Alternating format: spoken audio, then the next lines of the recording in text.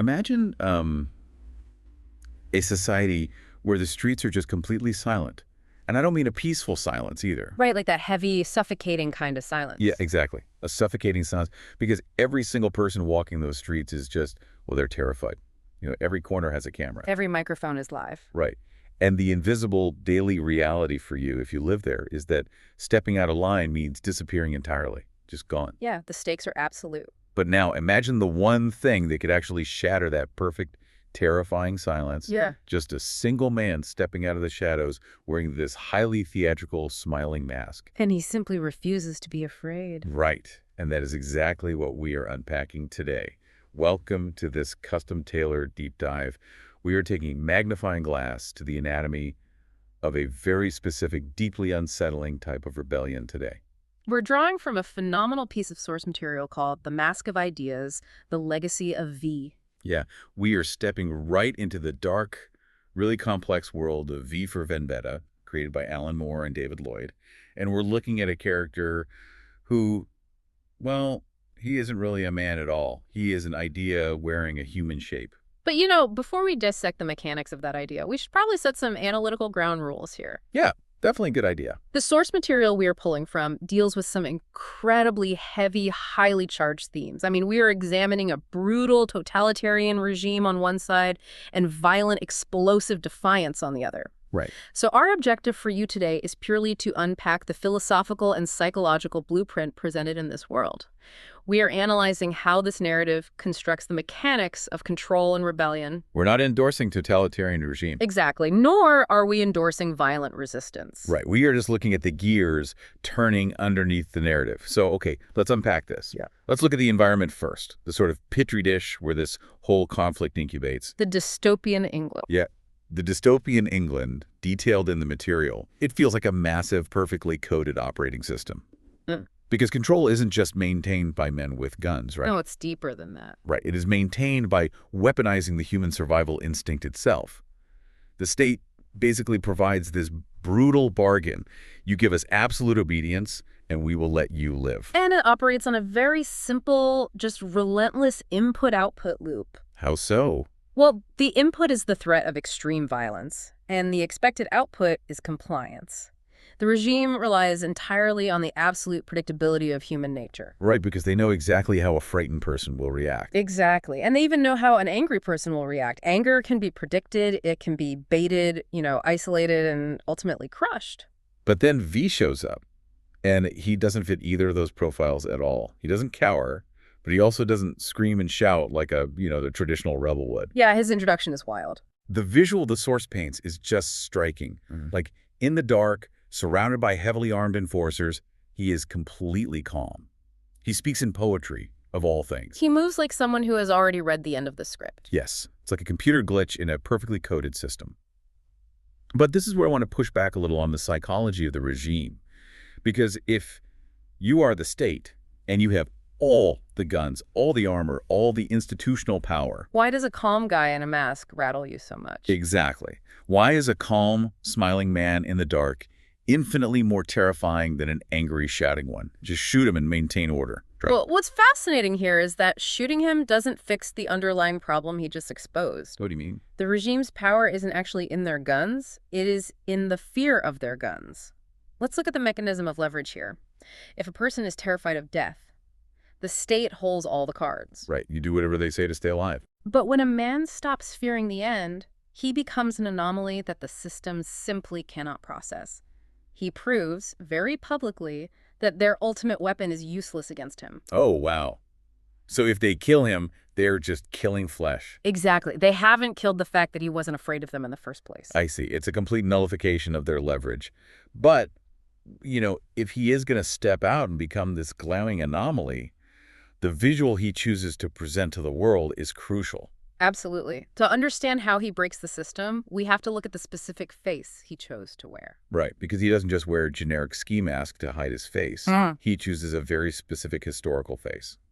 Guy Fawkes. And I have to be honest, reading this part of the material, I got stuck. It feels like a massive tactical error to me. Really? How so? Well, Guy Fawkes is the historical figure who famously tried to blow up the English Parliament in 1605, right? Right. The gunpowder plot. But he failed. He was caught. He was tortured, and he was executed. Yeah. If you were trying to inspire a completely terrified, beaten-down public, why would you base your entire rebellion on the face of a massive failure? It does seem counterintuitive. It's like wearing the jersey of a famously losing team to try and intimidate an undefeated champion. Wouldn't seeing that mask just remind the public of exactly what happens to people who try to fight the state? That is precisely the paradox the narrative demands you grapple with. To understand the mechanism here, you have to look at how the state itself used Guy Fawkes for centuries. Okay. After he was executed, the state didn't bury his memory. They institutionalized it. They created Bonfire Night. They encouraged citizens to burn effigies of Fawkes every single year. So they turned him into a state-sponsored warning. Exactly. The message was, look at this broken man. Look at what happens when you challenge our authority. Oh, man. So they weaponized his failure to maintain their own power. They did. But if we connect this to the bigger picture, what V does is just a masterclass in psychological judo. Psychological judo, I like that. He doesn't just wear a disguise. He hijacks the state's own narrative. He takes the ultimate symbol of the state's power to punish, and he inverts it completely. He flips it. Yeah, he weaponizes history by turning that warning into a promise. He is essentially broadcasting to the regime, you told the people to remember this face as a warning of your power. Well, I am telling them to remember this face as a promise of your destruction. That is just a brilliant inversion. It turns the mask into a walking, talking piece of psychological warfare. It really does. Every time a state enforcer sees that face, they aren't just seeing an enemy. They're seeing their own historical narrative turned against them. Mm-hmm. But it also raises the mystery of who is actually orchestrating this. The man behind the mask. Right. The source outlines the rumors swirling around V's origins, and they fall into two very different camps. The first rumor is deeply grounded in karmic retribution. There are whispers in this dystopian society that V was once a prisoner, a victim of the state's own horrific medical and psychological experiments. Wow. So they made him. That's the theory. The idea is that they took a human being, broke him down completely, and in doing so, accidentally burned away his capacity for fear. Meaning the totalitarian state manufactured the very instrument of its own demise. They built the monster that is now tearing down their own walls. Poetic, right? Very. But the second theory is far more abstract, isn't it? Some people in this world believe he isn't a rebuilt prisoner at all. They believe he is literally just an idea. A ghost in the machine. Yeah, a manifestation of the concept of defiance that just happened to take human form. And this forces us to examine the mechanics of how an idea actually operates in the real world. Because if V is an idea, we have to look closely at his methods. And his methods are highly controversial. Very. The narrative is incredibly upfront about the fact that V does not operate like a traditional hero. No, he absolutely does not. And here's where it gets really interesting for me. This was one of the most jarring parts of the deep dive. We are so culturally conditioned to expect a savior, you know. We want the clear-cut good guy. We want the hero who swoops in, catches the falling building, shields the innocent civilians from the blast, and then neatly locks up the bad guys for the police. A very clean narrative. Right, but V is not doing that. He uses explosives, he uses terror, he is highly calculated, entirely ruthless, and the material doesn't shy away from calling him flat-out cruel sometimes. This raises an important question, though, about the nature of liberation in this text. We have to evaluate the specific psychological environment he is operating in to understand that cruelty. Okay, unpack that a bit. Remember the bargain the state made with the public. Obedience in exchange for safety. The citizens have accepted this bargain. They're complicit. Right. They are living in a comfortable, albeit terrifying, illusion that as long as they keep their heads down, they will be protected. V's primary objective isn't to just kill the leaders of the regime. It's not just an assassination mission. No, his objective is to shatter that illusion of safety entirely. The core belief he plants is that governments should fear their people, not the other way around. But how does traumatizing the citizens help them? Like, if they are already paralyzed by fear, wouldn't blowing up massive public buildings and hijacking national television broadcasts just make them panic more? You would think so, yes. It feels like, I don't know, throwing someone who is terrified of water into the middle of the ocean and just sailing away. You're not saving people, you're forcing them to face themselves. That's exactly what it is. It is an extreme form of induced cognitive dissonance.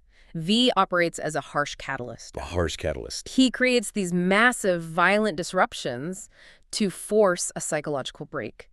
By destroying the structures that supposedly protect the citizens, he proves that the state cannot actually keep its end of the bargain. Oh, He forces the public to look at the rubble of their institutions, look at their own trembling hands, and ask themselves a horrifying question.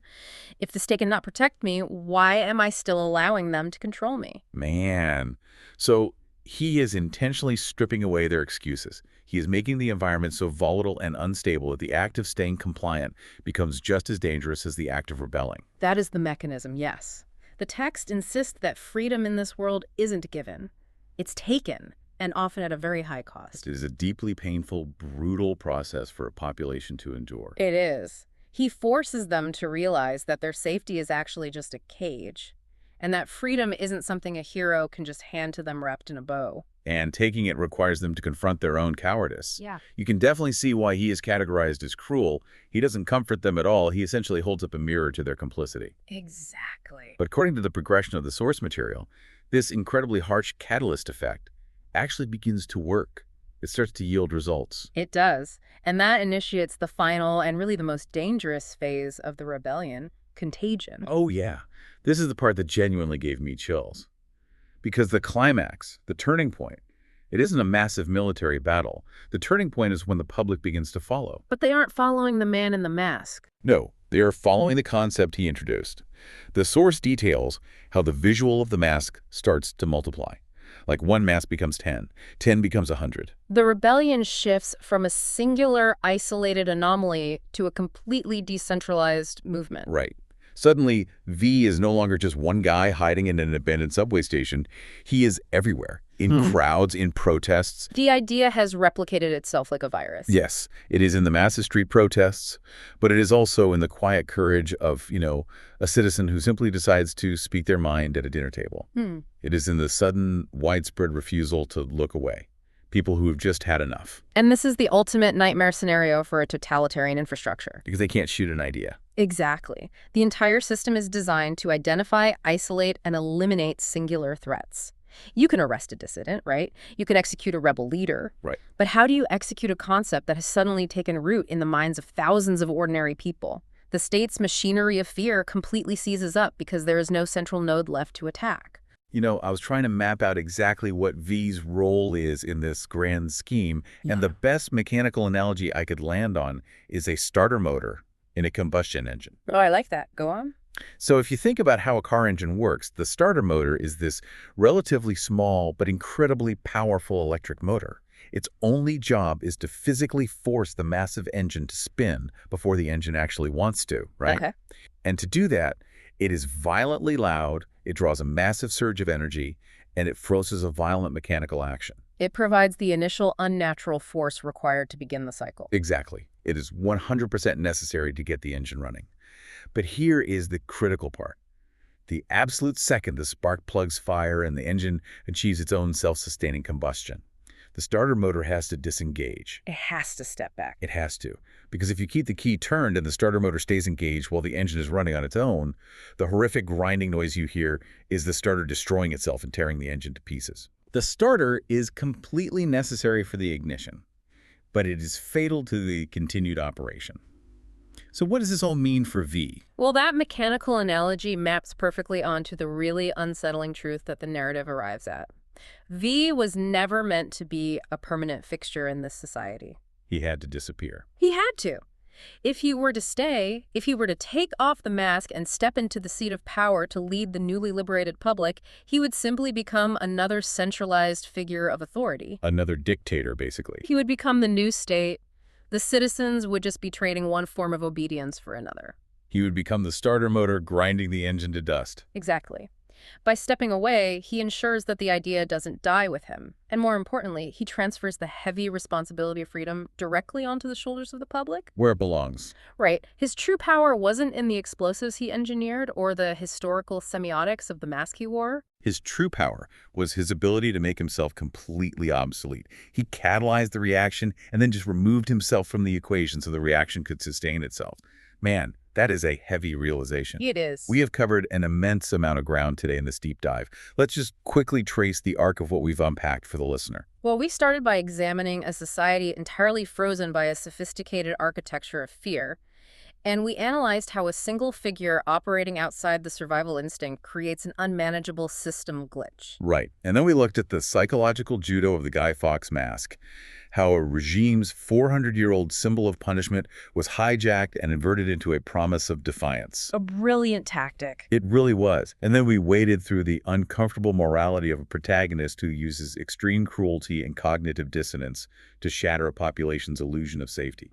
And finally, we explored the mechanics of contagion, demonstrating how a violent, centralized catalyst must ultimately disappear to allow a decentralized idea to take root in the minds of the public. So why does all of this matter to you, listening right now?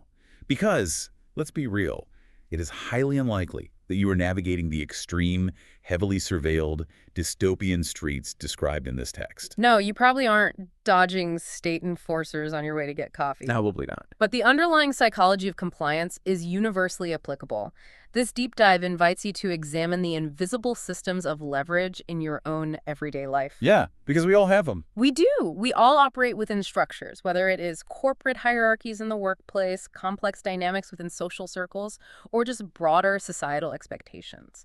And those structures often rely subtly on our fears. Right, the fear of exclusion, the fear of professional failure, or even just the fear of standing out. Exactly.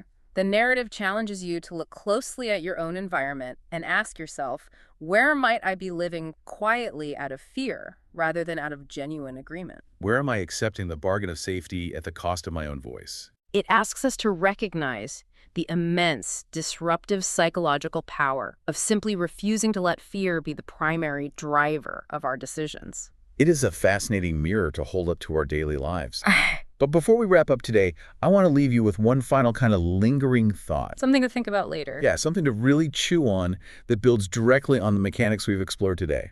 The text leaves us with this profound, supposedly liberating idea that anyone at any moment could become V. Right. All it takes is the sudden courage to drop their fear and put on the mask. A democratization of defiance, essentially. Exactly. But if we follow that logic to its absolute conclusion, if V's ultimate legacy is that any ordinary citizen without warning can instantly transform into a ruthless system-dismantling catalyst just by deciding they are no longer afraid. Oh, I see where you're going with this. Right. Isn't a concept that completely decentralizes chaos just as terrifying as the brutal, predictable regime it replaced? Because it replaces systemic oppression with complete, unpredictable anarchy. It really does. It's a terrifying thought. Well, thank you so much for joining us on this deep dive into the architecture of fear, the inversion of history, and the contagious legacy of an idea. It's been a great discussion. We love taking these complex sources and dissecting them with you. Until next time, keep questioning the invisible systems around you.